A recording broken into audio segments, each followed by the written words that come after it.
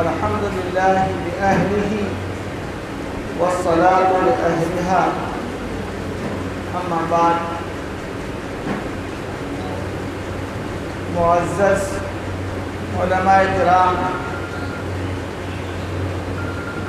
مہمانان اعزام اور عزیز طلباء،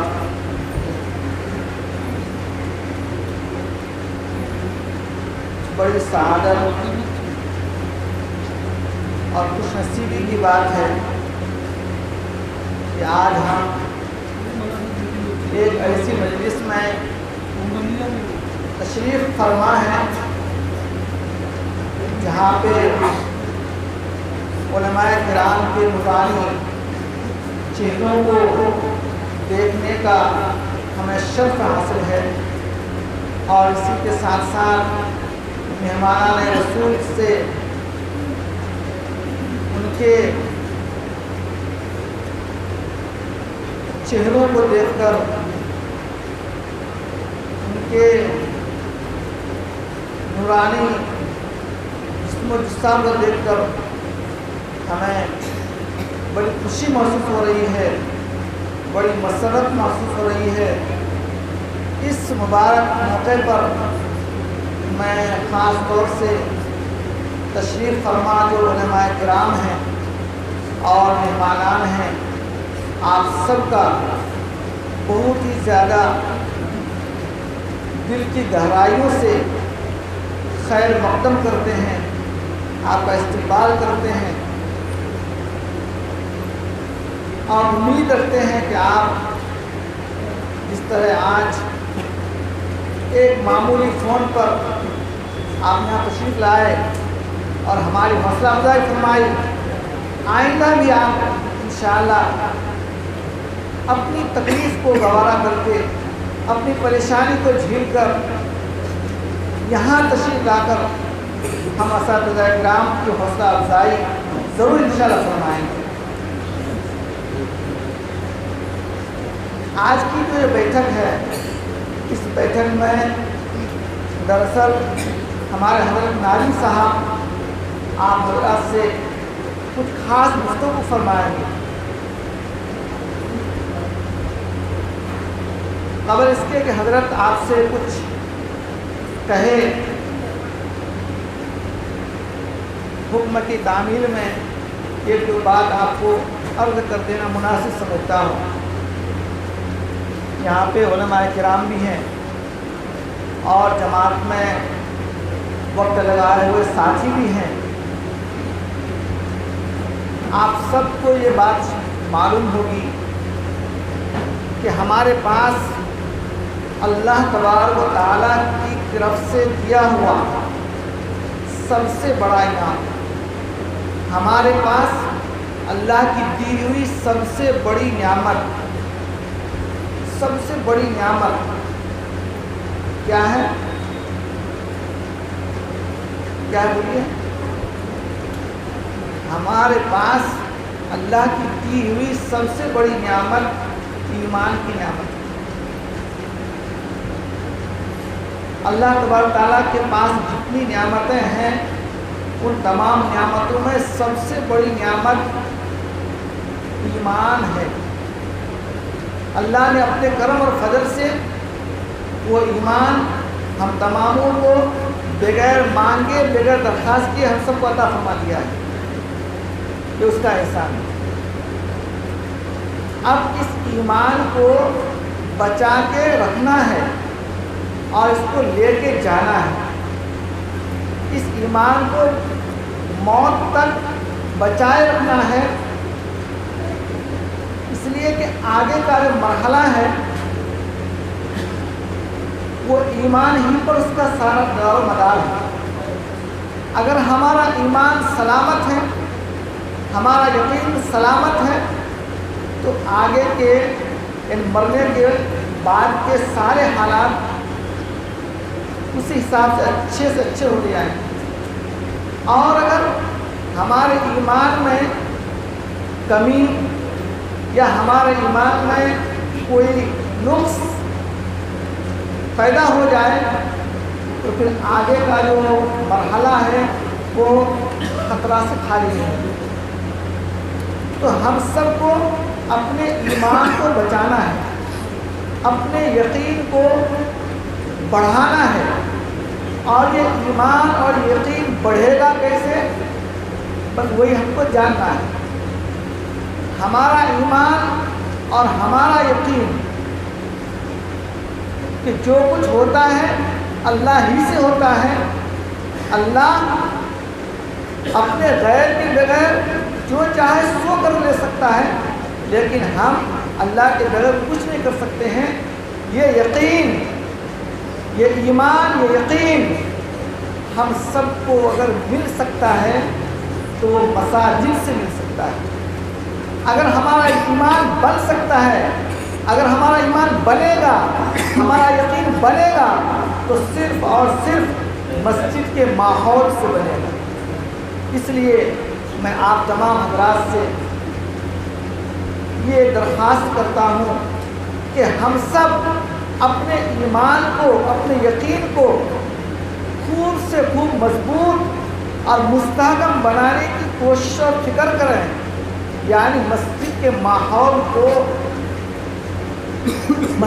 ماحول میں رہنے کی کوشش کریں، مسجد کو آباد کرنے کی کوشش کریں، اپنی پیشانی سے سجدوں کے ذریعہ سے مسجدوں کو آباد کریں۔ مسجد کے ماحول میں جتنا رہیں گے اتنا ایمان مضبوط، یقین مضبوط اور کامل اور مکمل ہوگا۔ تو اس لیے ہم سب انشاءاللہ نمازوں کا اہتمام ضرور کریں گے انشاءاللہ۔ عہد کریں۔ دوسری بات، اس وقت پوری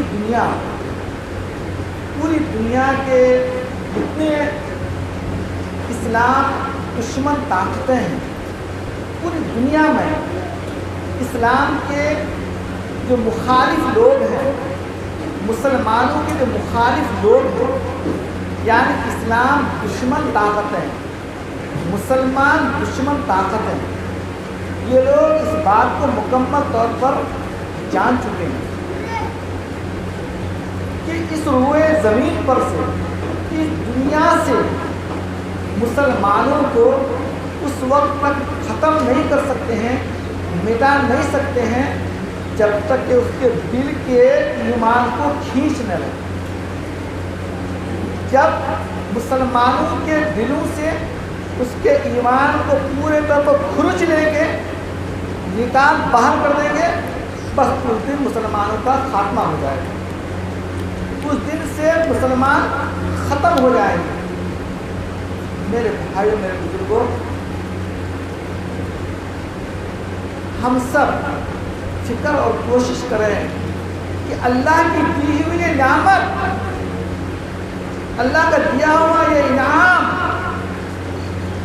جو اللہ نے ہمیں اپنے کرم سے عطا کیا ہے، یہ کہیں دشمن کے حوالے نہ ہو جائے، کہیں ہمارے دل سے یہ دشمن ایمان کو کھینچ نہ لے۔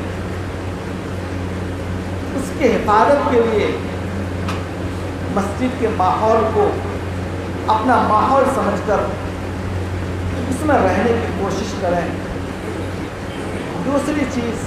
دوسری بات، ہم تو چلے جائیں گے، ہماری عمر تو تقریباً آدھی پہنچ چکی ہے، کچھ باقی ہے، کچھ دن کے ہم لوگ مہمان ہیں، لیکن یہ جو نئی نسل ہے اس کے بارے میں سب سے زیادہ فکر لینے کی ضرورت ہے۔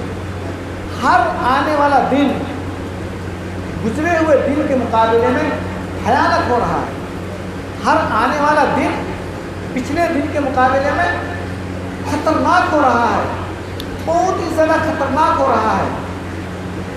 یہ جو نئی نسل ہے، یہ جو آپ کی ہمارے اولادیں ہیں، ان کے ایمان کا کیا ہوگا، ان کے اعمال کا کیا ہوگا، ان کے اخلاق کے کیا ہوں گے؟ کیا یہ اسلام کے ساتھ، مسلمانوں کے تہذیب و تمدن کے ساتھ یہ نسلیں قائم رہیں گی کہ نہیں رہیں گی؟ یہ بہت خطرے کی بات ہے۔ اس لیے اپنوں سے کہیں زیادہ ان نئی نسلوں کے ایمان کی حفاظت ہم سب کو کرنے کی ضرورت ہے۔ ان نئی نسل کی ایمان کی حفاظت اور اس کے اخلاق کو سنوارا اگر جا سکتا ہے، اس کے اخلاق اگر بڑھ سکتے ہیں، اس کا ایمان اگر بڑھ سکتا ہے، یہ اگر معیاری بن سکتا ہے تو صرف دینی مدارس میں رہ کے ہی بن سکتا ہے، اس کے علاوہ کسی اور ماحول میں نہیں بن سکتا ہے۔ اس لیے اپنے نئی نسلوں کو اس کے ایمان کے بچانے کے لیے، اس کے اخلاق کو بہتر سے بہتر بنانے کے لیے ان کو یہ سب 3 پوش چھپر کے مکانوں میں، مدرسے میں آپ اس کو چھوڑ کے چلے جائیں گے، انشاءاللہ یہ بچے یہاں کچھ دن تعلیم پا کر اپنے ایمان کی حفاظت کریں گے انشاءاللہ، اور ان کے اخلاق بلند ہوں گے انشاءاللہ۔ تو میرے بھائیو، میرے بزرگوں، اس وقت مسلمانوں کے لیے تو بہت اہم چیز ہے جس کی حفاظت ہر مسلمان کے لیے، جس کی قدر ہر مسلمان کے لیے ضروری ہے۔ ایک تو یہ کہ مسلمان مساجد کو پکڑیں، دوسرے یہ کہ مسلمان مدارس کو پکڑیں۔ اگر مسلمان مساجد کو پکڑ لیا اور اپنے بچوں کو مدارس سے جوڑ دیا، مجھے امید ہے اللہ کی ذات پر کہ انشاءاللہ جو جتنے لوگ مساجد سے جڑیں گے ان کا ایمان بنے گا، یقین بنے گا، اور جو بھی اپنے بچوں کو مدارس سے جوڑ دیں گے انشاءاللہ ان بچوں کا مستقبل، ان کی آگے کی زندگی بہت اچھی سے اچھی ہو جائے گی۔ اور دشمن طاقتیں جتنی بھی کوشش کر لیں، یہ چراغ پھونکوں سے بجھایا نہیں جا سکتا، یہ چراغ پھونکوں سے بجھایا نہیں جا سکتا جب تک اللہ نے چاہے، اور اللہ کبھی نہیں چاہے گا کہ اسلام مل جائے، مسلمان مل جائیں۔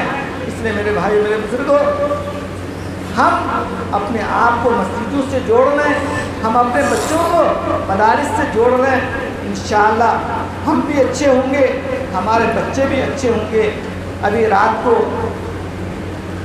ایک صاحب آئے تھے، اس صاحب کے موبائل میں اس ہندوستان کے ایک بہت بڑے عالم دین کی ایک بات سنا، وہ بات سن کے میں اپنی بات کو مکمل کر دیتا ہوں۔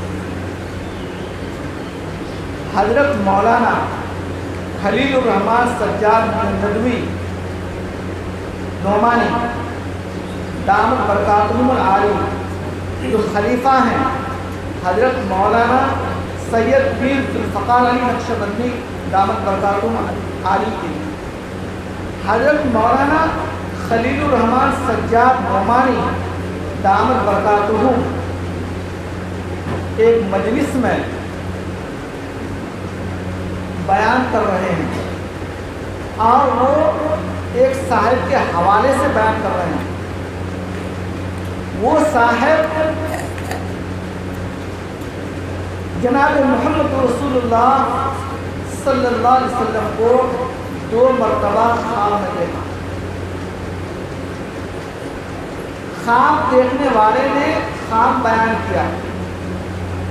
پہلی مرتبہ اس صاحب نے نبی پاک علیہ الصلوۃ والسلام کو دیکھا کہ نبی بہت ہی زیادہ غم زدہ ہے، نبی بہت ٹینشن میں ہے، بہت غم زدہ ہے، بہت متفکر ہیں، بہت ہی زیادہ سوچ میں مبتلا ہے۔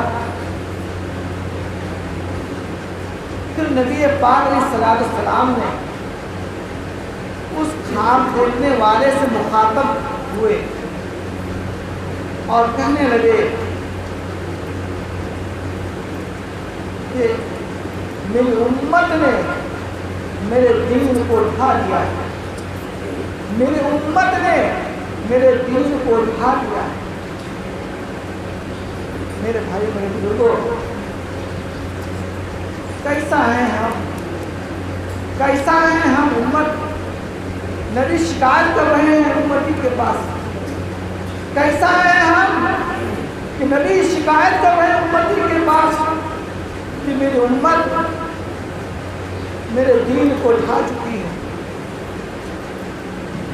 मेरे भाई मेरे बुजुर्गों, आज मुल्क में हुकूमत हमारे खिलाफ तरह तरह के मंसूबे बना रही है, तरह तरह के अहकाम जारी कर रही है। कैसे नहीं करेगी? हमने तो अल्लाह को नाराज कर दिया है, हमने तो नबी को नाराज कर दिया है।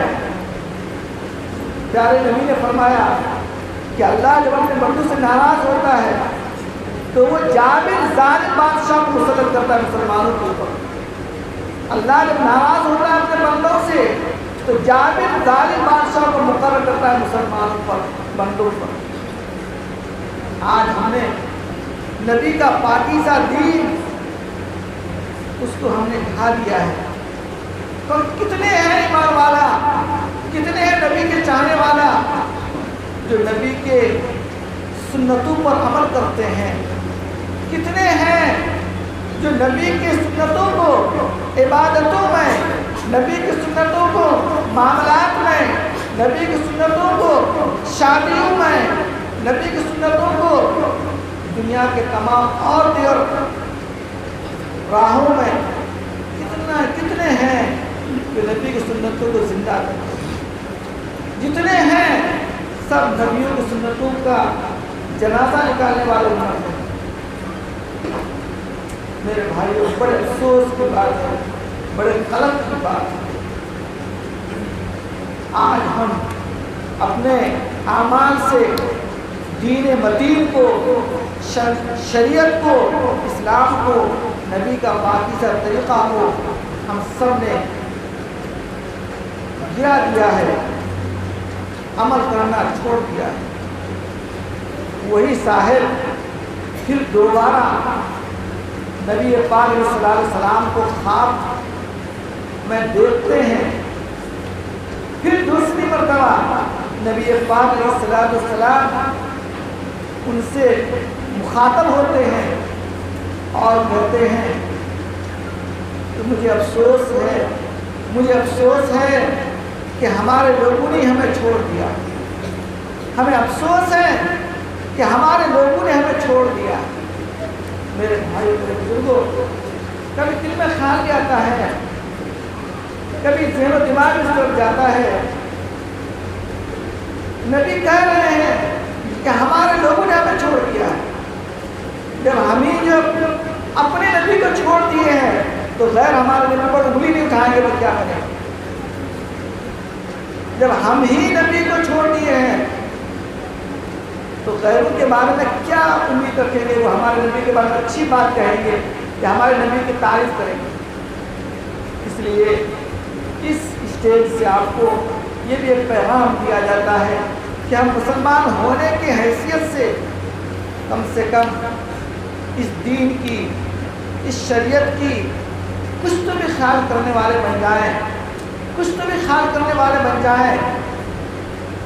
नबी की शिकायत जो हमसे है कम से कम ये भी तो दिल में ला करके उस नबी पाक सल्लल्लाहु अलैहि वसल्लम की शरीयत को, उनके पाकीज़ा तरीक़े को सीने से लगाने वाले बन जाएं, ताकि अभी बच्चा ने कहा कि कल क़यामत के दिन कम से कम नबी ये न कह, नबी तो इतना कह दे कि ये सारे के सारे हमारे मस्ताने हैं, ये सारे हमारे दीवाने हैं।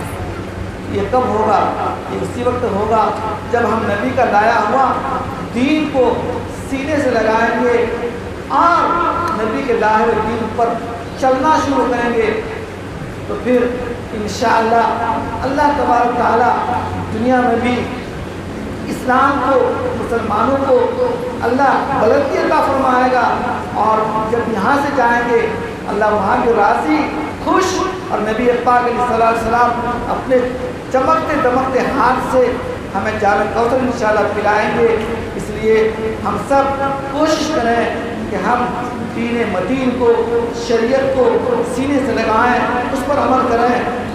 میں مبارکباد دیتا ہوں آپ حضرات کو کہ آپ نے اپنے چھوٹے چھوٹے بچوں کو یہ داخلہ کرایا ہے.